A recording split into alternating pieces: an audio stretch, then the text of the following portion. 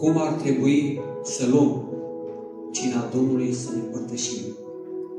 Și aș vrea să citesc un cuvânt din Sfânta Scriptură. Acest cuvânt îl găsim în 1 Corinteni, capitolul 11, începând cu versetul 23. Căci am primit de la Domnul ce v-am învățat, și anume că Domnul Iisus, în noaptea în care a fost vândut, a luat o pâine și după ce a mulțumit lui Dumnezeu, a frânt-o și a zis: luați, mâncați, acesta este trupul meu care se frânge pentru voi, să faceți lucrul acesta spre pomenirea mea. Tot astfel, după cină, a luat paharul și a zis: acest pahar este legământul cel nou în sângele meu. Să faceți lucrul acesta spre pomenirea mea, ori de câte ori veți bea din el. Pentru că ori de câte ori mâncați din pâinea aceasta și beți din paharul acesta, vestiți moartea Domnului până va veni el. De aceea, oricine mănâncă pâinea aceasta și bea paharul Domnului în chip nevrednic, va fi vinovat de trupul și sângele Domnului. Fiecare să se cerceteze, dar pe sine însuși, și așa să mănânce din pâinea aceasta și să bea din paharul acesta. Căci cine mănâncă și bea, își mănâncă și bea o sânda lui însuși, dacă nu deosebește trupul Domnului. Din pricina aceasta sunt între voi mulți neputincioși și bolnavi și nu puțini dorm. Dacă ne-am judecat singuri, n-am fi judecați, dar când suntem judecați, suntem pedepsiți de Domnul, ca să nu fim osândiți cu lumea. Astfel, frații mei, când vă adunați să mâncați, așteptați-vă unii pe alții, dacă este foame cuiva, să mănânce acasă, pentru ca să nu vă adunați spre o sândă. Celelalte lucruri le voi rândui când voi veni. Amin. Consider că acest subiect este un subiect foarte important, pentru că știu că sunt foarte multe persoane care iau cina într-un chip nevrednic. Și astăzi aș vrea să aflăm, să vedem din Cuvântul lui Dumnezeu ce ne înseamnă aceste lucruri și cum putem să deosebim trupul Domnului. Sunt foarte multe persoane care sunt întoarse la Dumnezeu, deoarece ca să stăm la masă cu Dumnezeu, în primul rând trebuie să avem legământ cu El, să fim întorși la Dumnezeu. Și după, știu că trebuie să avem o viață bună. Trebuie să avem o viață în sfințenie. Eu știu că noi suntem neprihăniți prin jertfa lui Iisus Hristos, dar totodată trebuie să ne sfințim în fiecare zi prin faptele care Dumnezeu le-a pregătit pentru noi de la întemeierea lumii. Și noi trebuie să umblăm prin ele. Noi trebuie să încercăm să facem voia lui Dumnezeu, trebuie să fim în pace cu toți oamenii și trebuie să-L căutăm pe Dumnezeu dintr-o inimă curată. Nu trebuie să trăim în religie și să facem aceste lucruri de ochii lumii, ci trebuie să avem o viață și o legătură cu Dumnezeu. Și sunt foarte mulți oameni care fac aceste lucruri și este un lucru foarte bun. Este ok cum procedează ei. Dar, făcând aceste lucruri, totuși există posibilitatea să nu știe, să deosebească trupul Domnului. De ce? Pentru că nu au fost învățați în acest sens. Și astfel, persoanele acestea au luat cina într-un chip nevrednic și Biblia spune în versetul 30: din pricina aceasta sunt între voi mulți neputincioși și bolnavi și nu puțini dorm. Și astăzi aș vrea să aflăm cum putem să deosebim trupul Domnului. Aș vrea să fac o comparație între două biserici. Și anume, e vorba despre biserica din Corint, cea din Noul Legământ, și biserica din Vechiul Legământ. Este vorba despre poporul Israel în momentul în care a fost în robie. Ei au fost în robie timp de 400 de ani. acolo i-a slujit lui Faraon. Ei s-au rugat lui Dumnezeu ca Dumnezeu să le aducă un izbăvitor. Și Dumnezeu a ascultat rugăciunea lor. Dumnezeu le-a adus un izbăvitor. L-a chemat pe Moise, i s-a arătat într-un rug aprins și a zis să se ducă să-i elibereze poporul său din Egipt. Și așa s-a și întâmplat.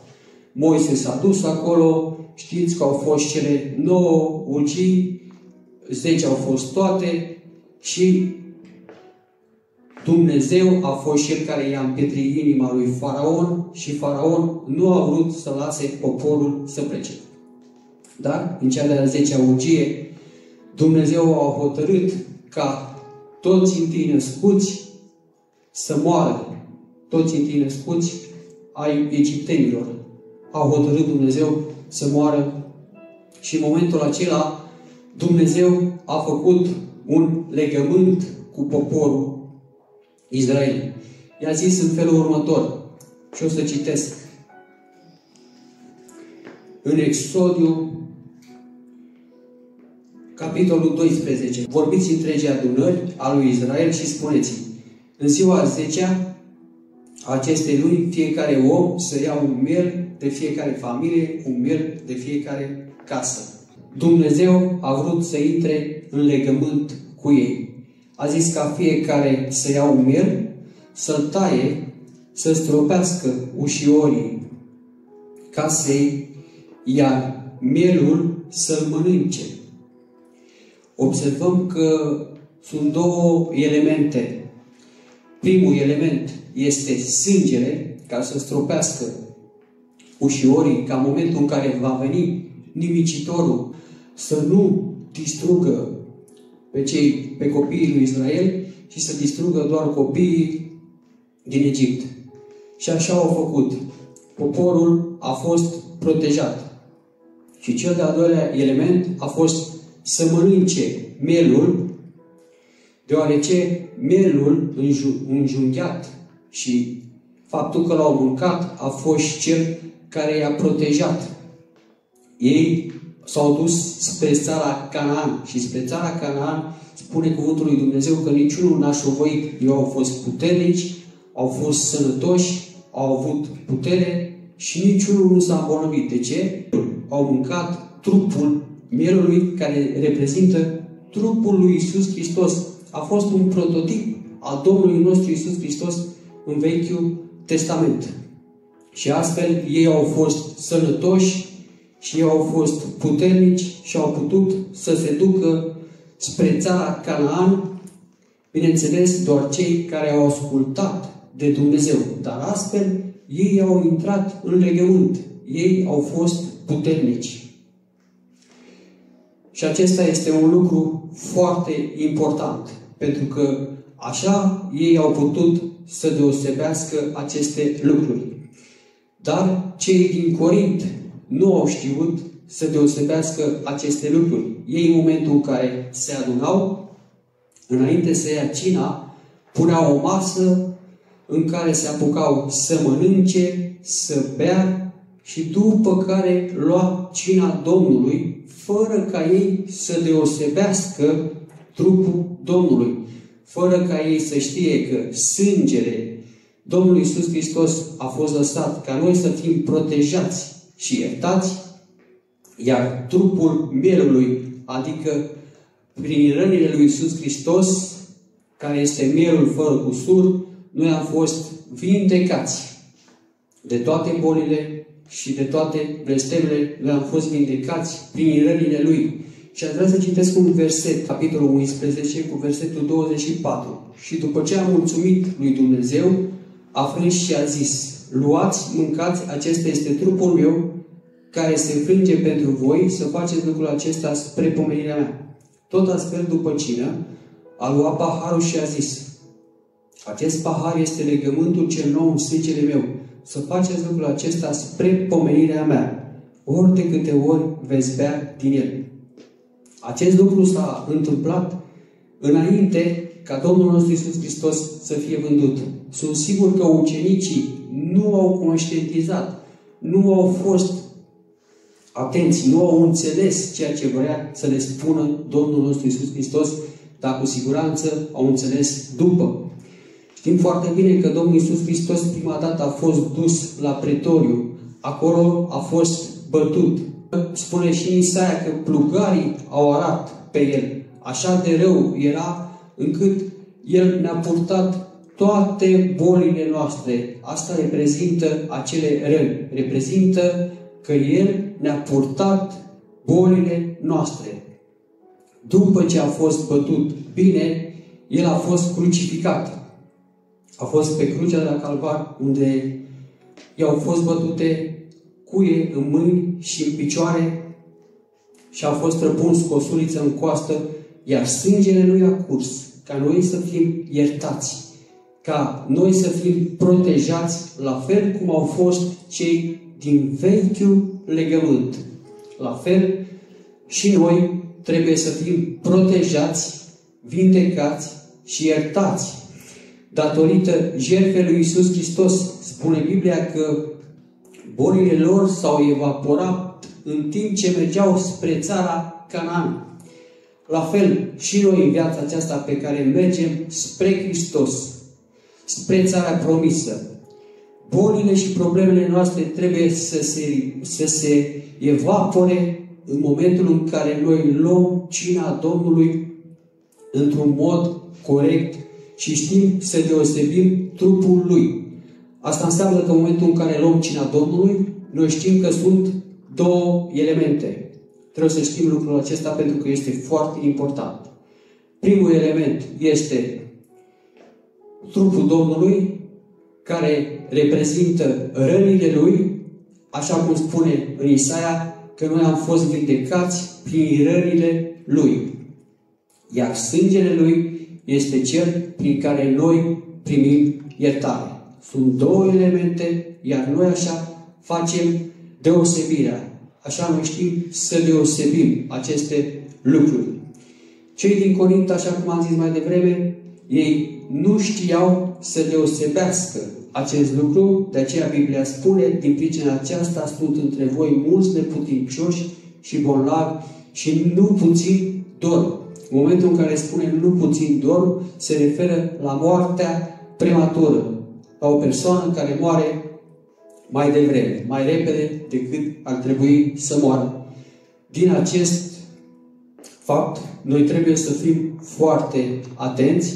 Nu trebuie să ne fie teamă în momentul în care luăm cina, pentru că știu că povestea o persoană că în biserică la el, în momentul în care este cina Domnului, ei fug, nu stau acolo, rămân acasă, sunt băncile din biserică goale. Noi nu trebuie să facem acest lucru, dar nici nu trebuie să încurajăm oamenii să ia cina într-un chip nevrednic. Adică, în momentul în care trăiesc în păcat, nu în momentul în care păcătuiesc, în momentul în care trăiesc în păcat, noi să-i încurajăm ca ei să ia cina. Pentru că Cuvântul lui Dumnezeu spune în felul următor: dacă ne-am judecat singuri, n-am fi judecați. Ce trebuie să facem noi? Trebuie să ne judecăm de fiecare dată. Să zicem, oare ce am făcut săptămâna asta? Ce greșit am făcut? Ce păcate am făcut? Și ori de câte ori facem ceva greșit, trebuie să mergem înaintea lui Dumnezeu, să-i le spunem și să le cerem iertare. Dar în momentul în care trăim în păcat, este bine să nu luăm cina Domnului. Pentru că cei din Corint așa făceau și din cauza aceasta au avut foarte multe probleme.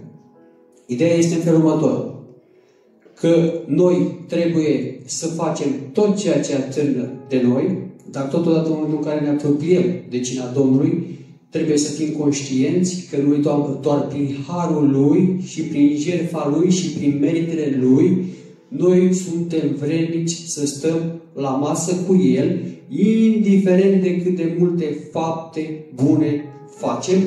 Iar lucrul care l-am mai explicat este că trebuie să deosebim trupul Domnului. Trebuie să luăm cina Domnului, să mâncăm acea azimă care reprezintă trupul lui Iisus Hristos, să-i mulțumim, deoarece ea este un prototip al lui Iisus Hristos, să-i mulțumim și știm că în momentul în care mâncăm, acea bucățică devine parte din noi, pentru că ea intră în stomac, din stomac ea intră în fluxul sanguin și devine sânge din sângele nostru, carne din carnea noastră, devine trupul nostru, trupul lui Iisus Hristos și astfel noi căpătăm putere de la El.